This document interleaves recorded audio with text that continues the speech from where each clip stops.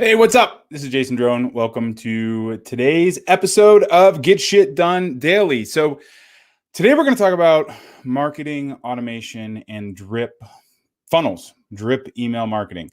One of the things that we've been getting a lot of calls in lately, well, the last couple of days, more or less, is automating the marketing process so that you don't actually have to do the work. You know what I mean? Which is huge right now because we're working at home and because office buildings are empty and because stores and businesses are shut down. So if you have a piece of software, a piece of technology that can do that automation or do that marketing for you, then awesome, right? So for those of you who are new to GSD Daily, we get new people, signing in all the time. This 10 a.m. daily show really revolves around one thing: making sure you're actionable and getting you online, moving your business online. Because at the end of the day, my goal, my purpose, my why is really about helping businesses, scale online. So whether that is through doneforyou.com, whether it's through sales funnels or marketing automation or traffic or whatever, that's what we do.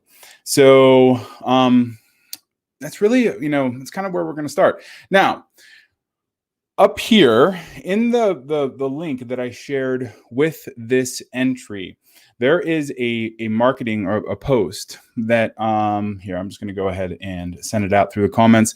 If you are on my personal profile, then you might have to move to a page in order to comment in. We were doing some tests yesterday and it wasn't really working all that well. So here's the blog post that we're going to be talking about. Post. I just sent that out. It should hit up YouTube and the pages and, all of that other stuff. Now, and then if you have any questions, just go ahead and let me know. But so the idea with drip marketing is somebody comes in, they become a lead on your website or in your business. They give you their email address, they give you permission, quote unquote, they opt in to receiving marketing messages. Then what happens is the first day that they opt in for whatever thing you were going to give them. So like, for example, yesterday we talked about lead funnels. We talked a lot about lead magnets. Now, a lead magnet is a report or a piece of software or something that you give away in exchange for somebody's email address. So that first email really is, it's kind of self-explanatory. Like, they opt in, they get that email, and then they're off and running. You know what I mean? So, but what happens on day 2? What happens on day 3? And day 4 and day 5 and day 60 and day 90 and day 180, way down the line? What happens to this prospect as long as they are still a prospect, as long as they haven't opted out? And that's where these drip email campaigns come in. That's where this stuff tends to take hold. So if you click through to this drip campaign and email automation, there's a couple things that need to take place in order for drip campaigns to work. First of all, you need a CRM. You need a solid CRM. You need something that allows you to do campaigns, allows you to do automations, all of that stuff. We have ours. It's called Axis. There are a lot of other brands out there, some high dollar, some low dollar, whatever. But the thing is, you can't just do this from Gmail. You can't, or Outlook. You can't automate these emails and send them out. The other thing is you need to think not only about what your prospect is doing right now and what they need tomorrow, but you need to think about where they're going to be in 2 weeks and, a month and 2 months. So what do you have in terms of assets that you can send this prospect to convert them to buyers? Now, typically what we do is we give them access to that lead magnet, and then we send them through like a webinar, an automated webinar that plays on autopilot, or an automated sales funnel, an automated sales video that has upsells and downsells and all that other stuff. So that's typically what we do to automate the first week or two of that campaign, of this drip process. Then after that, a lot of times it really just depends on what they click on. It depends on, how they fill out surveys, depends on what they're interested in. That's how we end up going down through. So, but if you scroll down through this article, there's basically, you need a lead, of course. You need email copy, a lot of email copy in order to pull off these kinds of drip campaigns. And then you also need a trigger. So the trigger is the important part, because the trigger is how an email marketing campaign starts. So if somebody does this, then this happens. So for instance, they go to this URL, then they get these 3 emails about, the offer that they just visited, or they just opted in for this lead magnet, which means they get access to this PDF and all of the relevant marketing material, or they just bought this thing, which means they're getting access to this membership site. So there's always an if-then statement. There's always a trigger, and the trigger then reinforces the drip marketing message. A lot of times how we like to do it is if somebody fills out a survey this way, they are interested in, let's say, green energy. Then if they're interested in green energy, then they receive all of the green energy affiliate emails, or all of the green energy, internal promos. If they say that they are interested in disaster survival, then they receive all the disaster survival emails. So we like to automate based on buckets in surveys and even chatbots now. So that's oftentimes how a lot of our triggers go. Now, how is email marketing different from drip campaigns? So one of the things that has absolutely, driven me crazy about email marketing when I first got into it, like forever ago, was people would send, email blasts. They send email blasts. Like that's, I'm going to send an email blast to my list, or, oh, do you have a list that I can blast? And it's like, man, that's kind of not how email marketing works anymore. So your deliverability is really largely kind of influenced by how engaged your email list is. Like, for instance, we throw away any lead that has not opened an email in 90 days or more. So if they haven't done anything, then we just cut them, because it doesn't make sense for us to continue emailing them and driving our sender score down if they're not even going to open the email and read the email. What this does is it sucks the first couple times you delete these people out, because really it's just, you work so hard to get an email, to get a lead, and then if you're just literally wiping out like 200 and 300 and 400 people, off of your list, forcefully, then that's not a whole lot of fun. But at the same time, it makes sure that your sender score stays up and your emails get read and delivered and all that other stuff. So that's a good thing, but these email lists, so from an email marketing standpoint, you can send broadcast emails. So the broadcast emails that go out are to a one-to-many. So if you have a product promotion, then you send one email out and boom, it opens up to everybody, so that's oftentimes like the email marketing. Now, a drip campaign is about really narrowing your focus on just a few engaged prospects who do something. They opt in for something, they hit a landing page, they buy something, they do something that then triggers another thing to happen. So that ends up being the drip campaign. And there's lots of different examples. You can nurture leads through drip campaigns based when they sign up. You can welcome them, you can onboard them. It's really big from a software standpoint, onboarding them through like a user onboarding process. So showing them around the software, showing them around a membership site, whatever. Abandoned cart is ridiculously big. If somebody, clicks a button, adds something to an order form, and then doesn't purchase, you send them emails out based on, trying to get them to purchase then. Renewals is another big one. So I actually just read yesterday that Visa is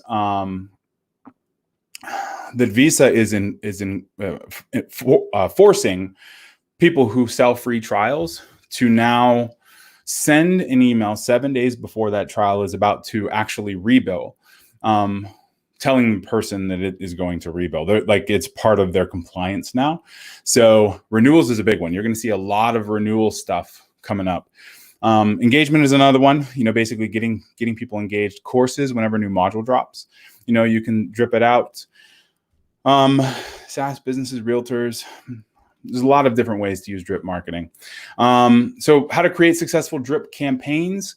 First of all, you want to determine your goal. You want to make sure that you know what it is you want somebody to do.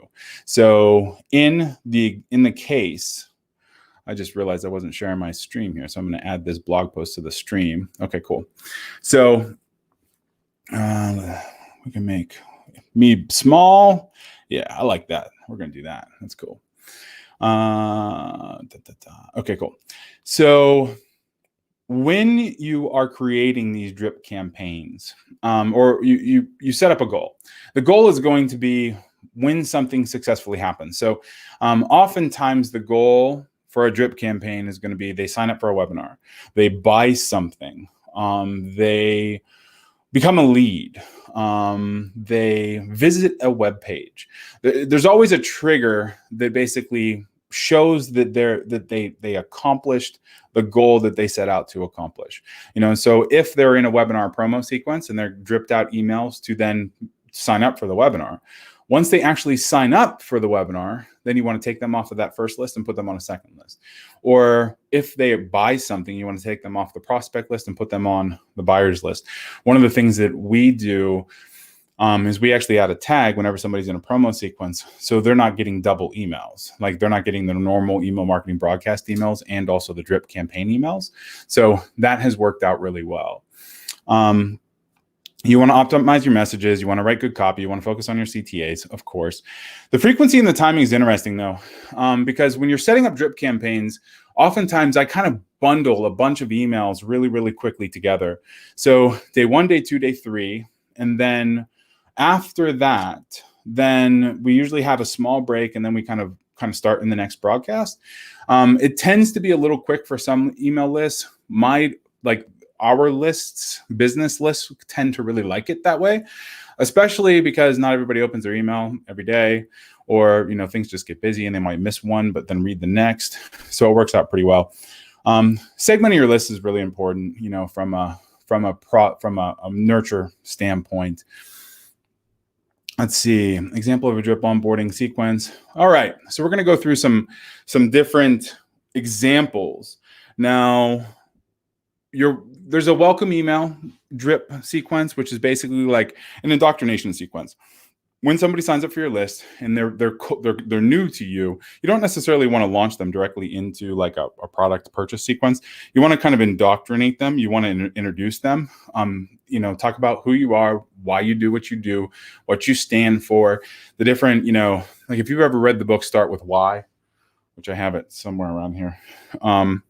But basically, you start with your why. You say, well, why do you do what you do? And then you talk about how you do what you do. And then you end with what ends up being your products and your services. You also want to, from a current customer standpoint, you want to retain them. You want to keep them onboarded. You want to keep them in your mix. Let's see, acquiring referrals. Offer and promotion drips. This is the big one, So after somebody is welcomed into your world, then, marketing, the goal of marketing is to generate revenue from that marketing, So email marketing is great from a conversion standpoint. But when you use paid traffic to grow your email list, there's always a cost to carry that traffic. Meaning if if somebody signs up for your email list and it costs $5 a lead, $5 per email lead, then they go to $5 an email lead, then they are emailed for, let's say they go through a 5-day kind of welcome sequence that introduces them to you. And then you start promoting a product on day 6 and after. That means you're carrying that ad spend for at least 6 days. Probably more, because they're not going to buy as soon as you offer them something to buy. So, and the longer it takes for you to get to a product promo, the longer it takes for them to turn into revenue for you. So if it takes 2 weeks, then you're going to be carrying that ad spend for 15 days. Like, now, if once you get a good flow going, then it doesn't necessarily matter, because you're turning money, you're basically generating revenue, turning that back into ad spend, more leads. So it ends up being a nice cycle. But when you first start off, though, sometimes it can be kind of a barrier to entry. You can't scale quite, as quickly as you could otherwise. So you want to make sure, in any example from a product purchase standpoint, promoting webinars, promoting sales videos, promoting flash sales are another big one. So let's see. So some lessons from Neil Patel, which are fantastic. Now, drip campaign software. So we talked a little bit about Axis. Axis is ours, so the CRM that we used, we created, built for automation. It's got some email scripts in there, page builder, and some other cool stuff. There's some other softwares out there that we use. ConvertKit is a good one. Drip is a good one too. And that's for like kind of all the low end CRMs. For the upper end CRMs, which I would consider Axis as being an upper end CRM or kind of a mid tier CRM. Infusionsoft is good, but it's Keep now, but whatever. It's always going to be Infusionsoft to me. And the other marketers who have been calling it Infusionsoft for like 15 years. Ontraport is another one that we like. We actually use Ontraport, for some of our marketing, because we don't have order forms in Axis yet. But those are some of the good ones, some of the ones that we like. We try to stay away from MailChimp, although MailChimp does work. And in terms of, measuring your campaign results, we use what we call UTM variables. So UTM variables, or, basically you can append to any link inside of an email, and it tracks all the way back to like the email. So like inside Ontraport, you can actually see which email, what campaign, what email, campaign email resulted in a sale, based on these UTM variables. So it ends up being a nice way to do it. Those UTM variables also pick up in analytics too, Google Analytics. So some things to watch out for. Open rate is a big one, so right now, as in like the last 2 weeks, open rates are through the roof, just because everybody is home. Businesses are, doing business out of their house. There's a very captive audience online right now. Your bounce rate is, you're going to see that inside of your Google Analytics for your page. So bounce rate, the number of people who hit a page and then leave without doing anything. Click-through rate is huge. The number of people who click through an email address or an email and then, do the thing you want them to do. Typically, open rate is normally between like 12 and 20%. Really, really engaged lists will be 20, 25, 30%. The longer they're on the list, the lower the open rate goes, usually. Click-through rate really depends. The whole goal of an email is to get somebody opening the email and then clicking through. So that's really the entire goal of why you send out emails, is to get them moving from one to another. But the thing about email is, it is a recession-proof marketing method. I mean, because you have an email list, and that email list is yours. The data is yours. You can email the list whenever you want, so you can promote whatever you want, whenever you want. And that's the beauty of email, as opposed to like paid traffic, where click costs are going to go up and click costs are going to go down. SEO, organic listings, which Google might have a bad day and rewrite the algorithms, and then, poof, you're out of luck, you're out of business. Kind of no different than what's actually going on in the physical world right now. Your email list is, or your customer list, your database is like your saving grace in terms of, how you can market. So which is important. So unsubscribe rate, you want to keep that down. Of course, your conversion rate is going to happen on your sales page. So the number of people who, click through to the sales page and then bounce. Growth rate. And then we got some video transcripts here. So all in all, though, from an email marketing standpoint, I always, whenever I talk to somebody who comes in and they're not building an email list, they are, they're really just kind of hanging out, driving traffic to a paid platform. They're driving traffic to, whether it's a straight up sales video or an affiliate product or whatever. The thing that I've just seen so many people drive, like media buyers who are driving traffic to advertorials and sales videos, and then they aren't converting those people, or they are converting them. They're taking the revenue that those people are generating, but they can't reach out to them. So that person is gone forever. Yes, they generated revenue, but the fact is that person could have bought 3 or 4 or 5 products, could have bought many, many, many things over the course of their lifetime with you if you would have put them on an email list. So now, especially having the database, having the email list, and being able to grow that database and email list, and then mail to that database and email list. I mean, you're infinitely better positioned for any kind of like turmoil or epidemic or pandemic or whatever, because you can always email that list. They don't even have to be. You don't have to sell your own products. You can sell affiliate products. We talked a couple of days ago about affiliate products. So you can absolutely do that if you have an email list. But if you don't have an email list and you don't have any, traffic coming to your website, then the only thing you're really left to do is either A, do content marketing and blogging, or B, do paid traffic campaigns.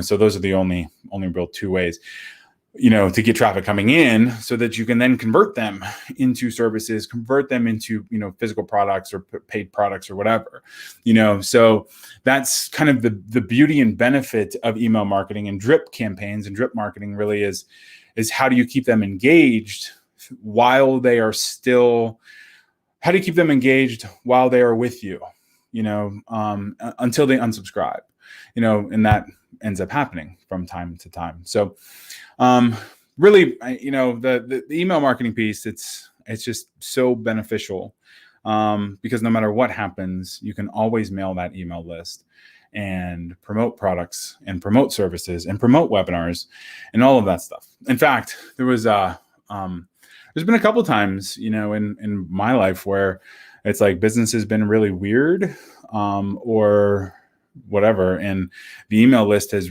literally been the only thing that has kind of pulled me out of it, because you could always email an email list, even if you were transferring business models, changing websites, changing whatever, you can always email the email list and then move into a new direction. Not everybody is going to move with you, of course, but enough people are going to move with you that it ends up buying you some time. Now, which actually brings up kind of another interesting point. So there's a couple ways of generating. We should do a lead generation landing page. Maybe we'll do that on Monday. Maybe we'll do landing page layouts. We talked a little bit about lead magnets yesterday, but we didn't talk about how actually to generate email leads. So there's some really interesting ways you can generate leads. I'm just going to kind of preface it. You can do a landing page, of course. So the landing pages themselves, basically you send somebody to a landing page and then they opt in. That's one way. It's the best. It's the most. It's the way that is most normal, But then there's all kinds of like little weird things that you can do to generate email leads, like exit pop plugins. So when somebody leaves your website, you throw up an email address, or you throw up like an email box, and then they can sign up for for your email list. You can do stuff inside of a blog post. You can do like hot links, so somebody clicks a link and then a button pops up. All kinds of different ways to kind of pump up your email list. We should talk about that. Let's see. So we'll do that on Monday. We'll do landing pages. If you guys have any questions, go ahead and let me know. Go ahead and drop them in the box here. Questions or comments. All right. Now let's see if I can find a landing page. I just want to see what I got from a landing page standpoint, email or lead generation standpoint. I can riff off of on Monday, because getting that email lead is Super, super important. Create a landing page that converts. That must be it. Yeah, that's it. All right, cool. So do you need a landing page? Okay, cool. So we're going to talk about this on Monday. We're going to talk about landing pages and getting into to grow your email list. I'm going to show you some examples of landing pages that have worked for us, webinar registration pages and whatnot. If you have any questions at all, go ahead, go to doneforyou.com/start to fill out the little form and book a call with my team and I. And then that way we can kind of put together an action plan on getting you online, getting your business online, building sales funnel for you, doing a website redesign, whatever you need to do, to get you online like we want to do. And if you have any questions for the next episode of GSD Daily, then go to doneforyou.com/GSD, and I will talk to you soon. All right. Thanks.